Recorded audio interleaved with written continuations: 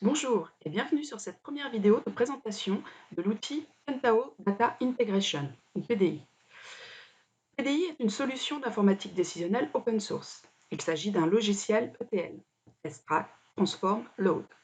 Ce logiciel permet la conception et l'exécution des opérations de manipulation et de transformation de données complexes. Lorsque nous ouvrons PDI, nous arrivons sur la page d'accueil suivante. L'écran est composé de différentes zones. Une zone d'accès au navigateur ou à la palette de création et une zone de transformation. Je vais vous expliquer maintenant comment réaliser une transformation simple. Il suffit de cliquer sur Transformation, Nouveau. Le navigateur va nous permettre de lister les étapes, les connexions et les liens entre les étapes. La palette de création va nous donner accès aux différents composants de création d'étapes. Et dans la zone de transformation, nous allons créer le flux de transformation avec l'enchaînement des étapes et les liens entre ces étapes. Nous allons créer une première transformation de transfert d'une table de SQL Server vers MySQL. Avant de commencer à intégrer les composants dans la zone de transformation, il faut déjà créer dans le navigateur les connexions nécessaires. Pour cela, appuyez sur Connexion, Nouveau. Nous allons tout d'abord créer une première connexion à la base de données AdventureWorks 2012 qui est sous SQL Server. Nous nommons notre connexion.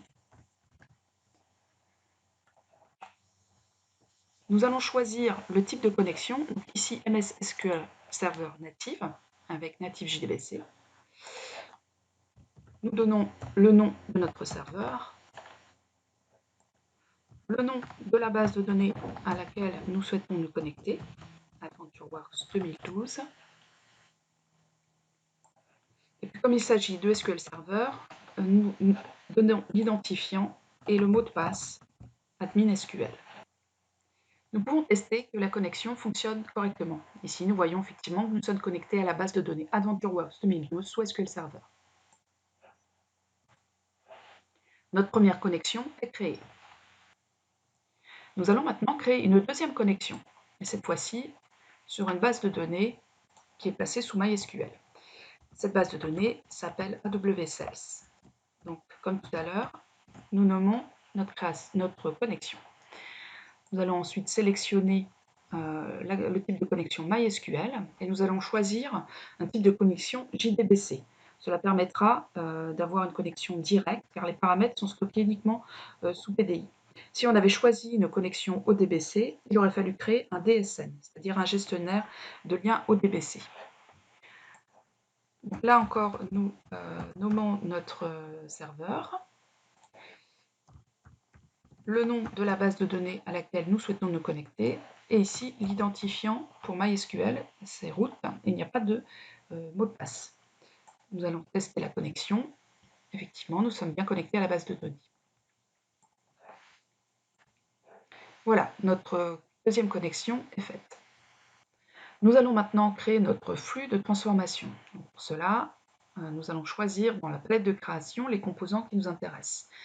Donc ici, nous avons différents types de composants, d'extraction, d'alimentation ou de transformation. Tout d'abord, nous allons choisir un composant d'extraction. Extraction depuis table. Nous glissons dans la zone de transformation. Donc ce composant nous permettra d'extraire les données de la table qui nous intéresse sous AdventureWorks 2012. Puis ensuite, nous utiliserons un composant d'alimentation, insertion dans table, pour cette fois-ci transférer les données de la table sous SQL Server vers la base de données sous MySQL. Nous allons d'abord paramétrer le premier composant, extraction depuis table. On va déjà nommer notre étape. Ici, on va faire une extraction de la table Special Offer. On choisit la connexion. Donc là, comme c'est la table qui est sous SQL Server, on sélectionne la connexion AdventureWorks 2012 SQL Server. Et puis dans le script SQL, nous allons noter quels sont les champs que nous souhaitons extraire. Donc ici, en fait, on va mettre étoile pour signifier que l'on souhaite extraire tous les champs de la table, mais on pourrait très bien n'en sélectionner que certains. Et puis donc on va nommer notre table.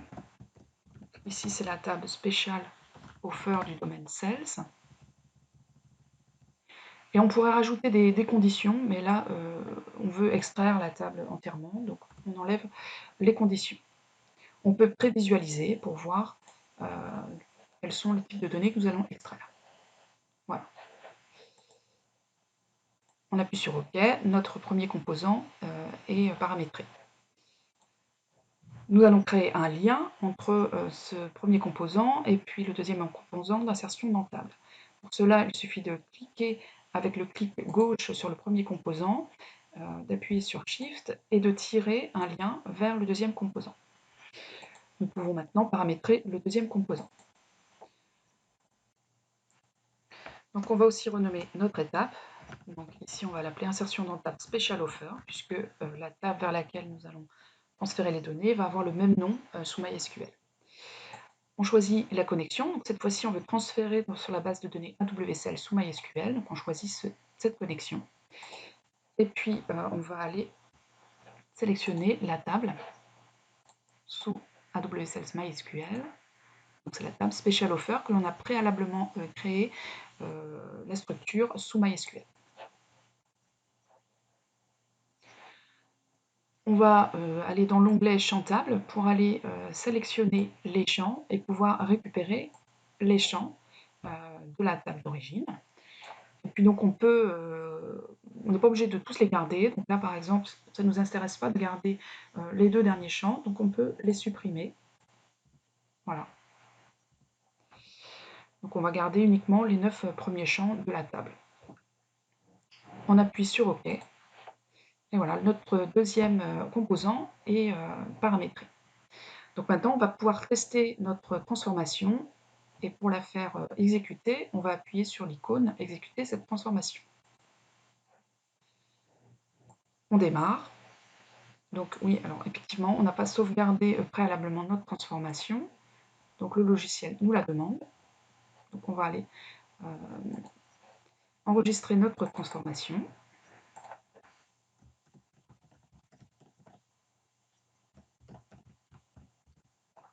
Voilà.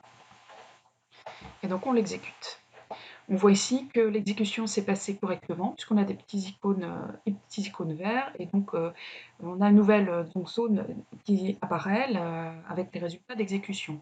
Donc ici, on peut lire le dernier message, l'exécution de la transformation a été achevée.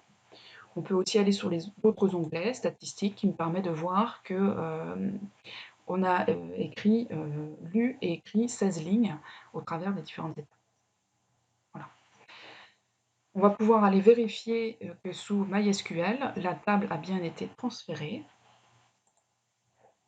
Donc ici, on retrouve effectivement notre base de données AWSL et notre table Special Offer. Et donc on voit qu'on a bien transféré les données de la table SQL Server. On retrouve nos lignes avec nos données. Voilà pour cette première vidéo de présentation de transformation sous PDI.